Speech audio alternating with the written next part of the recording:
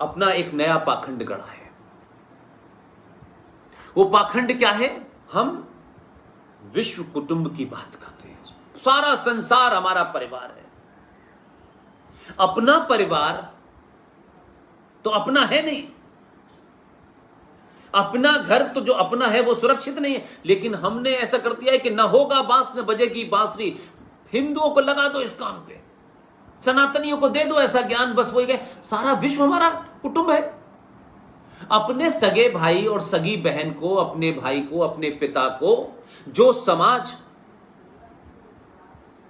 छोटी छोटी बात पे मर्डर कर देता हो, जिस समाज में जैसे जैसे उस समाज के लोग सनातनी जैसे जैसे पैसा कमा करके बड़े होने लगते हैं,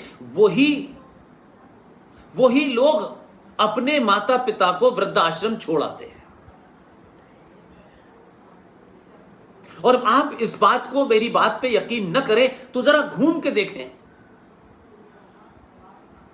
कि 47 से लेके 2020 तक पूरी देश के अंदर कितने सारे अनाथ आश्रम बने, वृद्धाश्रम बने। ये 99% हिंदुओं में ही बीमारी है, क्योंकि आपके लिए पैसा बाप और मां से भी बड़ा है। जैसे जैसे हमारा समाज तरक्की कर रहा है उसी स्पीड से वृद्धाश्रम क्यों बन रहे हैं? और फिर हम क्या कहते हैं? सारा विश्व हमारा कुटुंब है, एक ही परिवार है। ये झूठ हमने खामखा अपने लोगों को इस आदर्शवाद में रखा है कि न वो कभी जिंदगी में आदर्शवाद होगा, लेकिन इसकी सनक में सदियों से आप गुलाम बने रहेंगे। नहीं नहीं, पूरा विश्व हमारा है, पूरा विश्व हमारा है। पाकिस्तान बन गया, बांग्लादेश बन गया, अफगानिस्तान चला गया, इंडोनेशिया चला गया, ईरान चला गया, हमको कोई नहीं, पूरा विश्व हमारा है। कोई मान नहीं रहा आपकी बात को, कहीं आपको छोड़ा नहीं जा रहा, यहां पर आप रह नहीं पा रहे, संविधान में आपके दखल हो गई है, संसद की बात देश मानने को थे, लेकिन पूरा विश्व हमारा है, पूरा विश्व। ये विश्व कुटुंबम का नारा देखने सुनने में बहुत अच्छा लगता है, कुछ चीजें स्लोगन की तरह होती हैं, लेकिन जमीन पे उसका कोई मतलब नहीं होता। अगर पूरा विश्व आपका है तो दुनिया में आप क्यों पीटे जा रहे हैं? दुनिया भर आपके लोग क्यों आपके खिलाफ हैं? फिर तो आपको दुनिया का सबसे पावरफुल देश होना चाहिए था। कमजोर आदमी शांति की ज्यादा बात करता है, क्योंकि उसके पास कोई रास्ता नहीं होता।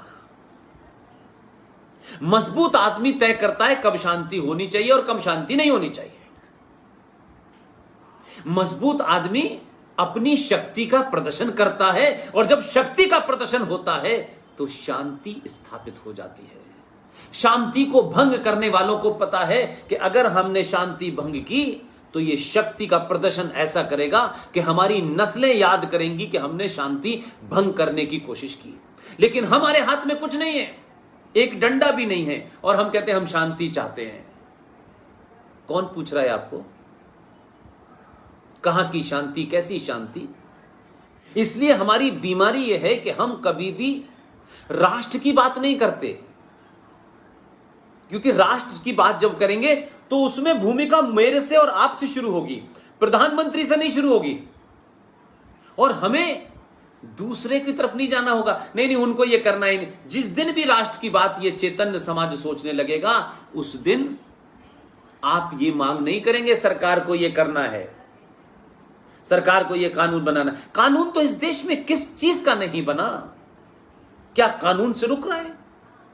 जिस देश में 40-50 करोड़ लोग सुबह से लेकर शाम तक 5 वक्त भोंपू बजा करके अल्लाह से ये कहते हो कि हमें अल्लाह का पैगाम जमीन पे उतारना है,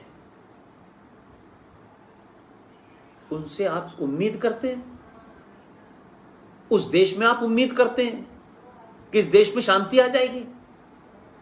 57 देश बना रखे हैं अपने, उसमें शांति नहीं है, क्योंकि वही असली इस्लाम है, वही कुरान है।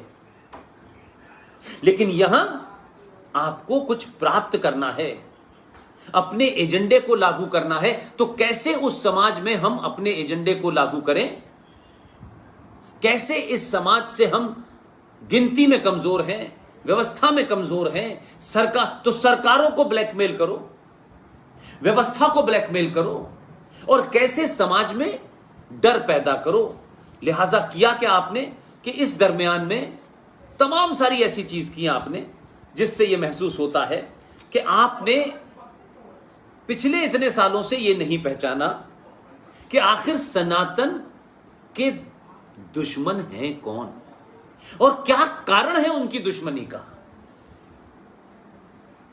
उनकी दुश्मनी का कारण यह है कि क्रिमिनल एंटरप्राइजेस 1400 साल पहले टेंट में पैदा हुआ।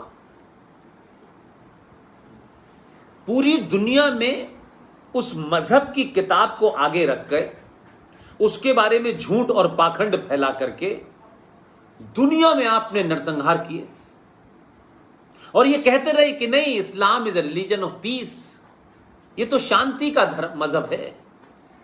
और ये कहते कहते पूरी दुनिया के अंदर आग लगाई हुई है। 57 देश जहां कोई दूसरे मजहब का आदमी नहीं है वहां भी यह हाल है। आपने इस किस्म की खबरें देखी होंगी और जो खबरें मेरे पास ऐसी आती हैं जिससे मैं समझता हूं कि सनातन के लोग समझ पाएं, वो अपने फेसबुक पेज पुष्पेंद्र कुलश्रेष्ठ पे मैं डालता हूं। 4 अगस्त को लेबनान की राजधानी बेरूत के अंदर कितना भयानक विस्फोट हुआ है।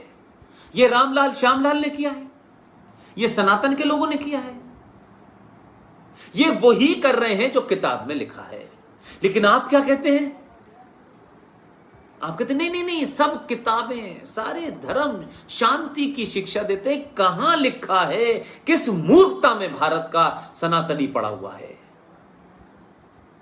वो जानता ही नहीं है। लेकिन उसको ये कहने से लगता है कि शायद कुछ दिन के लिए ये जो जिहादी है ये शांत हो जाएगा। वो बेटी को छेड़ेगा, आप लड़ेंगे नहीं। वो बेटी को उठा के ले जाएगा, लड़ेंगे नहीं, क्योंकि आपके अंदर एक कायर कीड़े की तरह जिंदा रहना आपके लिए ज्यादा सम्मानित लगता है बनस्पत इसके कि लड़के अपने सम्मान की रक्षा करें। वो नहीं लड़ सकते आप। फिर आप सरकारों को लेटे लेटे गाली देंगे। आपको नहीं लड़ना चाहिए। कौन सी दुनिया के अंदर सरकारों ने लोगों की सभ्यताएं बचाई? कहां आदर्श बने? आप मुझे बताएं। देश बचाते हैं, देश की सेना है, देश का संविधान है, संसद है, कानून है, वो बचाता है सरकार। राष्ट्र को बचाने के लिए समाज को आगे आना होता है। इसलिए हमारा जिहादी, इस्लामिक मुसलमान जिहादी जो 500-700 साल तक इस देश में रहा, और वो जिहादी जो 1947 के बाद इस देश में रहे, वो एजेंडे के साथ थे। इसलिए जो बातें मैंने कहा कि हमारे बड़ों को बतानी चाहिए थी, संगठनों को बतानी चाहिए थी, वो नहीं बताएंगे आपको, क्योंकि उन्होंने भी अपनी दुकान चलानी है। उनको लगता है कि हिंदू जितना मूर्ख और कायर रहेगा उतनी ही उनकी दुकान चलेगी। लेकिन वो ये नहीं समझ रहे कि धीरे धीरे उनकी दुकान भी लुटेगी एक दिन। तो आप तो उन जिहादियों के एक तरीके से काम कर रहे हैं कि पहले अपनों को समाप्त कर रहे हैं, अपनों को मूर्ख बना रहे हैं, अपनों को कायर बना रहे हैं, और जब जिस दिन समाज कायर हो गया उस दिन वो आपको समाप्त कर देंगे। तब आप कहेंगे अरे ये कैसे हो गया? तो हो जाता है, फिर इतिहास में नहीं मिलता कि वह आप क्यों खत्म हो गए। लिहाजा जो सबसे बड़ा दुश्मन है सनातन का, वो है इस्लामिक जिहाद और इस्लामिक जिहादी। सारे शब्दों में मुसलमान, मक्कार मुसलमान, पढ़ा लिखा मुसलमान, ये सब सनातन के दुश्मन हैं। दूसरा है ये जो मिशनरीज आते हैं इंग्लैंड से, अमेरिका से चल के, इन मिशनरीज को भारत के अंदर ही गरीबी नजर आती है। यहीं इन्हें दया और करुणा इनकी निकलती है, यहीं मदर टेरेसा पैदा होती हैं। ये मदर टेरेसा कभी सऊदी अरब में जाके मानवता के लिए काम क्यों नहीं करती, जहां हर जुमे के बाद किसी के हाथ काट दिए जाते हैं, किसी को गोली मार दी जाती है। वहां जाकर के बताएं मानवता क्या होती है। जहां शरिया लागू है वहां बताएं कि औरत को जमीन में गाड़ करके पूरे लोग पत्थर मारते हैं, वहां नहीं जाते। लेकिन क्योंकि इन मिशनरीज का एजेंडा है कन्वर्जन, गिनती बढ़ाओ, गिनती लोकतंत्र और जमहूरियत में महत्व होती है, क्वांटिटी महत्वपूर्ण होती है, क्वालिटी महत्वपूर्ण नहीं होती। और फिर सरकारें बदलो, और फिर सरकार बदलने के बाद सुप्रीम कोर्ट के 5 जजों का ऑर्डर शाहबानो पे आए, उसे संसद में बदलवा दो। रात के अंधेरे में जब देश का सारा अपोजिशन जेल में है, तो धारा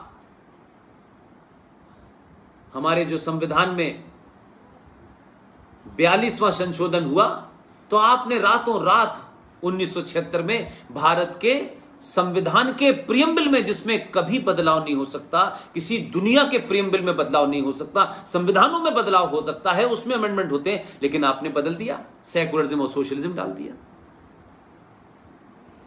और सेकुलर भी डाला और मुस्लिम पर्सनल लॉ बोर्ड को कानूनी मान्यता भी दे दी,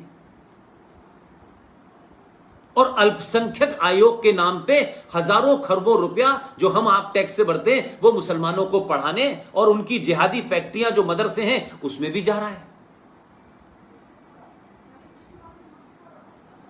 तो ये एक नहीं, सभी तरह से चल रहा है।